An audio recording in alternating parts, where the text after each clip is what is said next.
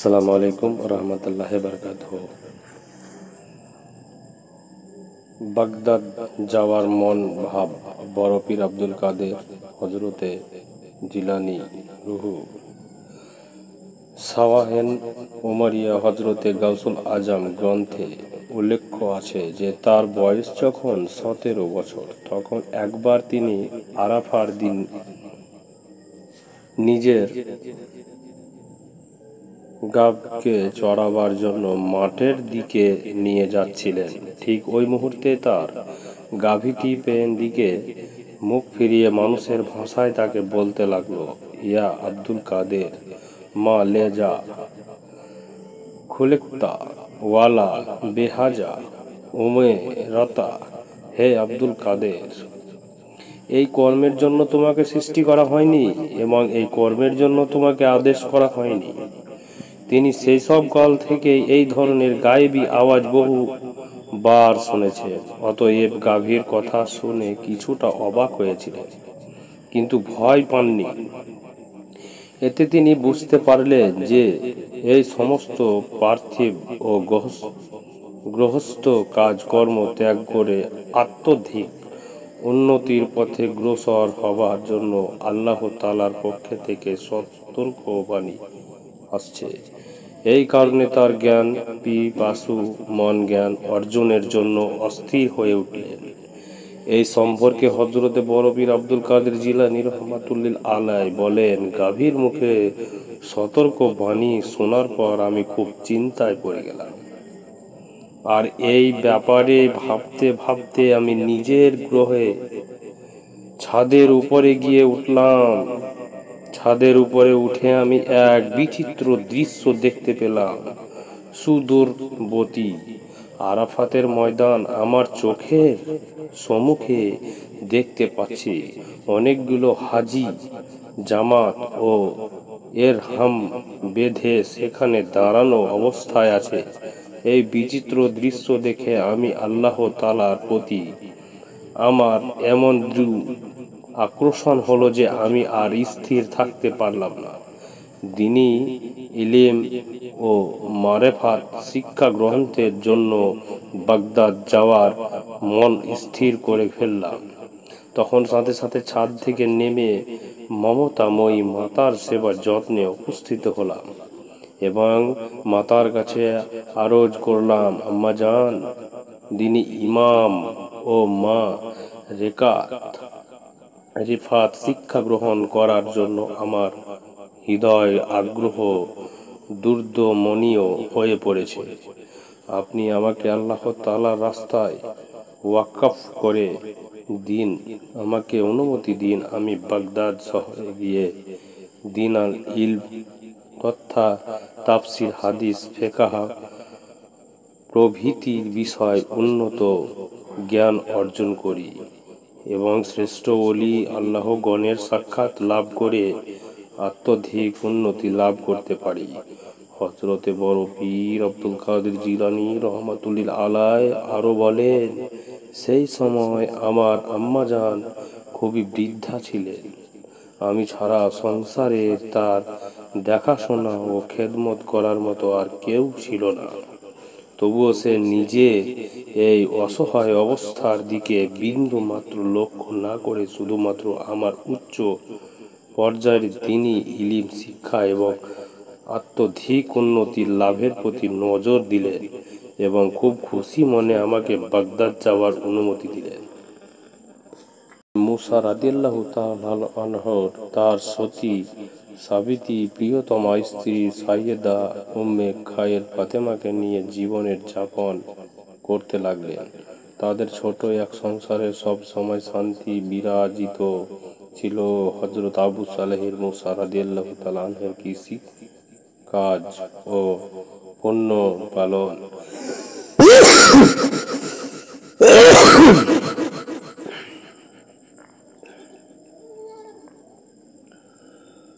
পালন করতে আল্লাহ তাআলার প্রকৃতি মুমিনি সব সময় আল্লাহ তাআলার ইবাদত এবং বন্দেগীতে সময় অতিবাহিত করতেন। সৈয়দ আবু সালেহ মুসা রাদিয়াল্লাহু তাআলা আনহু সাইয়েদা উম্মে খায়ের ফাতিমা বিবি তার দুজন মহান আল্লাহ তাআলার ইবাদত বন্দেগীতে সময় কাটাতেন, কিন্তু তাদের সংসারের কোনো সন্তানাদি জন্মাল না। এর জন্য তার আল্লাহ রাব্বুল আলামিনের কাছে কোনো ধরনের অভিযোগ করলেন না, কারণ মহান আল্লাহ তাআলার প্রতি তাদের ছিল অগাধ বিশ্বাস। আসলে মুমিন আল্লাহ ভক্তিদের এই বিশ্বাস পরায়ণতাই হলো আসল সুখ শান্তি পাওয়ার প্রকৃত রাস্তা। আল্লাহ তাআলার কুদরত বুঝতে মানুষের সাধ্য নাই। আল্লাহ তাআলার ইবাদত বন্দেগী করার জন্যই মানুষের সৃষ্টি। মানুষের কর্ম হলো জন হতে মৃত্যু পর্যন্ত পবিত্র আল্লাহ তাআলার নৈকট্য লাভের জন্য সাধনা করে যাওয়ার, ইলমের বিধি বিধান মেনে চলা, নামাজ রোজা হজ যাকাত প্রভৃতি পালন করে তার সাথে আল্লাহ তাআলার জিকির করে সৎ রাস্তা থেকে ঈমানের সাথে মৃত্যুর নয় হলো আল্লাহ ভক্ত বান্দাদের অনন্ত আশা এবং তাদের প্রকৃত জীবন ধর্ম। এই শত ধর্ম বুকে ধারণ করে হযরতে আবু সালেহ মুসা রাদিয়াল্লাহু তাআলা আনহের সাইয়েদা উম্মে খায়ের ফাতেমা দিন কাটাতে লাগলেন। তারপরে তাদের সংসারের কোনো সন্তানাদি আসলো না। এরপরে তার একটু দুঃখ প্রকাশ করলো না। সব সময় আল্লাহ তাআলার ইবাদতে মিশ্রগুলো থাকতেন। তাদের যৌবন পেরিয়ে গিয়ে বৃদ্ধা বয়স আসল সাইয়েদা উম্মে খায়ুর ফাতেমা রাদিয়াল্লাহু তাআলা আনহার বয়স 50 বছর অতিক্রম হয়ে 60 বছরের নিকটে আসলো। তার চেয়ে বেশি বৃদ্ধ হলেন হযরতে আবু সালেহ মুসা রাদিয়াল্লাহু তাআলা আনহু। তাদের যৌবনকালে সন্তানাদির ইচ্ছা মনে জাগলেও এ বৃদ্ধ বয়সে সেই ইচ্ছা আর নেই। আর এদিকে দিয়ে বিবি উম্মে খায়ুর ফাতেমা রাদিয়াল্লাহু তাআলা আনহার যে বয়স হয়েছে তাতে সন্তান জন্মার সম্ভাবনা আর নেই। মহান আল্লাহ তাআলার কুদরত হলো অন্য রকম। তিনি হলেন সর্বজ্ঞ। তার রহমতের শেষ বসন্তের আগমনের সঙ্গে সঙ্গে সাইয়েদুল উম্মেল খায়ের ফাতেমা রাদিয়াল্লাহু তাআলা আনহার গর্ভে ধারণ করলেন সুলতানুল আউলিয়া গাউসুল আজম হযরতে বড় পীর আব্দুল কাদের জিলানী রাহমাতুল্লাহ আলাইহি। তার পিতা মাতা দুজনেই মহান আল্লাহ তাআলার দরবারে শুকরিয়া আদায় করলেন। তাদের পূর্ণময় জীবনের চলমান গতিধারায় নতুন আনন্দ নতুন প্রেরণায় দোলায় আনন্দলিত হতে লাগলো।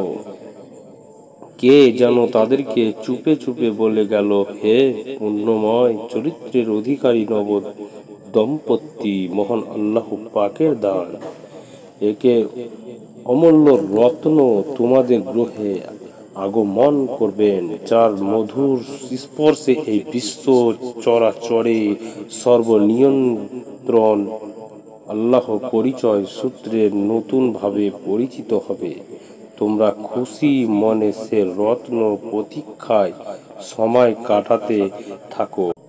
প্রথম মাসের স্বপ্ন গর্ভধারণের দিন হইতে হযরতে ফাতিমা রাদিয়াল্লাহু তাআলা আশ্চর্যজনক স্বপ্ন দেখতে লাগলেন। মহান আল্লাহ তাআলার কাছে থেকে নানান ধরনের শুভ ইঙ্গিত লাভ করতে শুরু করলেন।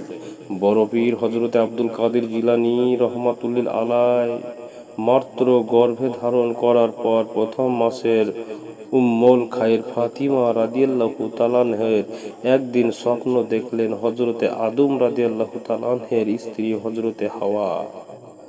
মা হাওয়া রাদিয়াল্লাহু তাআলা আনহা তার সামনে এসে বলেছেন, হে ফাতেমা, তুমি এ বিশ্বাস চরে মহান ভাগ্যবতী নারী। তোমার গর্ভে যে সন্তান আসছে সে হবে আউলিয়া কুলের শ্রেষ্ঠ গাউসুল আজম বড় পীর হযরতে আব্দুল কাদের জিলানী রাহমাতুল্লাহ আলাইহি। অতএব তুমি খুব সাধারণ সময় কাটাতে চেষ্টা করবে। দ্বিতীয় মাসের স্বপ্ন তিনি আবার স্বপ্ন দেখলেন যে হযরতে ইব্রাহিম রাদিয়াল্লাহু তাআলা আনহের স্ত্রী হযরতে সারা রাদিয়াল্লাহু তাআলা তার সিয়ারে দাঁড়িয়ে সুমধুর কণ্ঠে বললেন, হে ফাতিমা, আল্লাহ তাআলার মারেফাতের তত্ত্বর শ্রেষ্ঠ পদপ্রদর্শক নূরে আজম তোমার গর্ভে স্থান নিয়েছে। তুমি নিবিষ্ট মনে আল্লাহ তাআলার ধ্যানে মগ্ন থাকো। তৃতীয় মাসের স্বপ্ন। এরপর আস্তে আস্তে তৃতীয় মাস চলে আসলো। একদিন গভীর রাত্রে নিদ্রা অবস্থায় স্বপ্ন দেখলেন ফেরাউনের স্ত্রী পুণ্যবতী নারী হজরতে আসিয়া রাদিয়াল্লাহু তাআলা তাকে বলছেন, হে পুণ্যবতী ফাতিমা, আমি তোমাকে এক শুভ সংবাদ জানাচ্ছি। তুমি খুবই ভাগ্যবতী। তোমার পবিত্র গর্ভে যিনি আগমন করছেন তিনি আউলিয়া কুলের শ্রেষ্ঠ সন্তান। দুনিয়াতে তার উপাধি হবে রওশন জমির। অতএব তুমি অতিশয় সতর্কতার সাথে শুভক্ষণের অপেক্ষা করো। চতুর্থ মাসের স্বপ্ন। এই মাস তিনি স্বপ্নে দেখলেন বিশ্বের চির বিস্ময় ও মহারাতের অধিকারী হজরতে ঈসা রাদিয়াল্লাহু তাআলা আনহের মাতা হজরতে মারিয়ম রাদিয়াল্লাহু তাআলা তার সামনে হাজির হয়ে খুব কোমল স্বরে তাকে উদ্দেশ্য করে বলেন, ওই সৌভাগ্যশালী ফাতিমা রাদিয়াল্লাহু তাআলা, তোমার পবিত্র গর্ভে যিনি স্থান লাভ করেছেন তিনি হলেন বড় পীর হজরতে আব্দুল কাদের জিলানী রহমাতুল্লাহ আলাই। কাজের তুমি সতর্কতার সাথে চলাফেরা করো। পঞ্চম মাসের স্বপ্ন। এই মাসের রাতের তিনি স্বপ্ন দেখলেন বিশ্বনবী হজরত মুহাম্মদ সাল্লাল্লাহু সাল্লামের প্রথম ও প্রধান স্ত্রী হজরতে খাদিজাতুল কুবরা রাদিয়াল্লাহু তাআলা তাকে বলছেন, এই গর্ভবতী ফাতিমা, তোমার গর্ভে ইসলামের এক উজ্জ্বল রত্ন মহান আল্লাহ তাআলার প্রিয় বান্দা মাইউদ্দিন এর আগমন ঘটেছে। অতএব তোমাকে সতর্কতার সাথে চলাফেরা করতে হবে। ষষ্ঠম মাসের স্বপ্ন। এই মাসের রাতে উম্মুল খায়ের হজরতে ফাতেমা রাদিয়াল্লাহু তাআলা স্বপ্ন দেখলেন যে বিশ্বনবী হজরতে মুহাম্মদ সাল্লাল্লাহু সাল্লামের প্রিয়তমা স্ত্রী হজরতে আয়েশা রাদিয়াল্লাহু তাআলা তাকে বলছেন, ওগো ভাগ্যবতী ফাতেমা, অদূর ভবিষ্যতের এমন একজন মহাপুরুষ তোমার কোলে উজ্জ্বল করবেন, যার আত্মধিক শক্তির কাছে দুনিয়ার প্রত্যেকটি ইমানদার বান্দা নিমুগ্ধ চমৎকৃত হবে। কাছেই তুমি সতর্কতার সাথে সময় কাটাবে। সপ্তম মাসের স্বপ্ন। সপ্তম মাসের স্বপ্ন তিনি দেখতে পেলেন হজরত রাসূল সাল্লাল্লাহু সাল্লামের কন্যা হজরতে ফাতিমা রাদিয়াল্লাহু তাআলা উম্মুল খায়ের ফাতিমা রাদিয়াল্লাহু তাআলা কে উদ্দেশ্য করে বলছেন, ওগো ফাতেমা রাদিয়াল্লাহু তাআলা, সুসংবাদ শ্রবণ করে সাইয়্যিদুল বংশের গৌরবময় পবিত্র ফুল অতি তাড়াতাড়ি তোমার কাছে আগমন করবেন, যার প্রভু প্রেমের স্রোতধারায় পৃথিবীর সকল আউলিয়া আহ্বান করবে। অষ্টম মাসের স্বপ্ন। এই মাসের রাত্রে তিনি স্বপ্ন দেখলেন হজরতে ফাতিমা রাদিয়াল্লাহু তাআলা এর নয়নের মণি হজরতে ইমাম হাসান রাদিয়াল্লাহু তাআলা আনহের সহধামনা থাকে বলছেন, ওগো স্নেহের দুলালী ফাতিমা, যিনি অচিরেই তোমার গর্ভে হতে দুনিয়াতে আসবেন তিনি সব বিশ্বনবী হজরতে মুহাম্মদ সাল্লাল্লাহু সাল্লামের মৃতপ্রায় ইসলাম যাত্রিত করবেন এবং রোহানি জগৎকে প্রেমের রসে সজীবিত করবেন। তুমি হুঁশিয়ারি ভাবে জীবন কাটাবে। নবম মাসের স্বপ্ন। নবম মাসের স্বপ্ন। রাত্রে স্বপ্ন দেখলেন হজরতে ইমাম হোসাইন রাদিয়াল্লাহু তাআলা আনহুর স্ত্রী বলেন, ওগো উম্মুল খায়ের ফাতেমা রাদিয়াল্লাহু তাআলা আনহু, অল্প কিছুদিনের মাঝেই তোমার গর্ভ হতে যিনি দুনিয়াতে আগমন করবেন তিনি আউলিয়া কুলের শিরোমণি উম্মতে মুহাম্মদ সাল্লাল্লাহু সাল্লামের মধ্যে সর্বশ্রেষ্ঠ ব্যক্তি। হে ভাগ্যবতী নারী, সে পরম শুভ সময় প্রায় এসে গেছে। অতএব তুমি সাধনা ভাবে চলাফেরা করবে। তোমার এই সাধনার ওসিলায় মুসলিম পৃথিবীতে প্রবাহিত হবে আনন্দের বন্যা। সারা দুনিয়ার প্রত্যেকটি ঘরে আনন্দের স্রোত ধারা প্রবাহিত হবে। দিন ও ঈমানের নতুন আলো এই বিশ্বজগৎ অন্ধকারের হতে আলোর দিকে অগ্রসর হবে। পূর্ণরূপে ইসলাম শিক্ষা গ্রহণ করে তিনি ইলমে তরিকদের দিকে পূর্ণ মনোযোগ প্রদান করলেন। এই তরিকদের ইলম তিনি অধিকাংশই হযরতে আবুল খায়ের আহমদ ইবনে মুসলিম তাব্বাস হতে শিক্ষা লাভ করেছিলেন। এই মহাপুরুষ বাগদাদ নগরীর বিখ্যাত ও শ্রেষ্ঠ খায়ুক ছিলেন। হযরত আব্দুল কাদের জিলানী রাদিয়াল্লাহু তাআলা আনহু সবাই পীরের তরিকদের সাথে সাক্ষাতের ঘটনা এভাবে বর্ণনা করেছেন।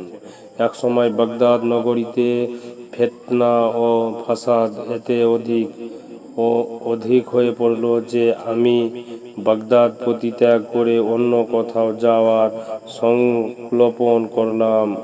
এই উদ্দেশ্যে কোরআন শরীফ বগলের নিচে নিয়ে জঙ্গলের দিকে যাত্রা করলাম। হঠাৎ আমার কানে গায়েবী থেকে একটি আওয়াজ এলো, কোথায় যাচ্ছি? উক্ত আওয়াজের ফলে এমন প্রবল বেগে আমার শরীরে এক ধাক্কা লাগলো যে আমি সামলাতে না পেরে মাটিতে পড়ে গেলাম। গায়েবী আওয়াজদাতা পুনরায় বললেন, ফিরে যাও, তোমার দ্বারা আল্লাহ পাকের বান্দাগণ উপকৃত হবে। তখন আমি বললাম, আমি তো শুধু আমার দ্বীন ও ঈমানের হেফাজত করতে চাই। আল্লাহ পাকের বান্দাগণের দ্বারা আমার কি কাজ? আমি আমার দ্বীন ও ঈমানের হেফাজতের উদ্দেশ্য ফিতনা ফাসাদ পূর্ণ শহর হতে জঙ্গলের দিকে যাচ্ছি। আবারও গায়েবী হতে আওয়াজ এলো, তুমি কোথাও যেও না, এই শহরে অবস্থান করতে থাকো, তোমার দ্বীন ও ঈমানের হেফাজত থাকবে। এরপর আমার উপর এমন কতগুলি অবস্থার আবির্ভাব হলো যা আমার কাছে কিছু দুর্বোধ্য ছিল। আমি সেই অবস্থা থেকে আল্লাহ তাআলার কাছে প্রার্থনা করলাম, এ আল্লাহ, আমাকে এমন করে একজন লোকের সন্ধান দিন যে লোক আমাকে ও দুর্বোধ্য অবস্থার সঠিক সমাধান ও তৎপর্যায় বলে দিতে পারবেন। পরবর্তী দিবসে আমি মুজাফফারিয়া হয়ে সামনের দিকে অগ্রসর হচ্ছিলাম। মুজাফফারিয়া কোনো ঘরের দরজা খুলে এক ব্যক্তি আমাকে সম্বোধন করে বললেন, আব্দুল কাদের, গতকাল তুমি আল্লাহ তাআলার কাছে কি প্রার্থনা করেছিলেন? এই শুনে আমি নীরব রইলাম, আর কিছুই বলতে পারলাম না। তারপর সেই ব্যক্তি খুবই রাগান্বিত হয়ে এমন জোরে দরজা বন্ধ করে দিলেন যে দরজার সামনের দিক হতে ধুলা বালি উড়ে এসে আমার মুখের ও চোখের উপর পতিত হলো। আমি বোকার মতো সেখান হতে চলে গেলাম। কিছু দূর অগ্রসর হলে কত রজনীর মোনাজাতের কথা আমার স্মরণ হলো এবং চলতে চলতে আমার ধারণা হলো এই লোকটি অবশ্যই কোনো একজন অলি আল্লাহ হবেন। সুতরাং সেই দরজাটি খুঁজে বের করার উদ্দেশ্যে আমি তথায় ফিরে এলাম, কিন্তু বহু অনুসন্ধান করা সত্ত্বেও দরজাটি খুঁজে বের করতে পারলাম না। এতে আমার মনে খুব দুঃখ হলো। অনেকদিন পর আমি তাকে চিনতে পারলাম এবং তার খেদমতে যাতায়াত করতে থাকলাম। কাছ থেকে নিজের মনের সন্দেহের সমাধান করিয়ে তরিকদের ইলম শিক্ষা করলাম এই বুজুর্গ লোকটা ছিলেন সৈয়দ মোহাম্মদ হবেন মুসলিম দরবাস রাদিয়াল্লাহু তাআলা আনহু। আসসালামু আলাইকুম রাহমাতুল্লাহি ওয়া বারাকাতুহু।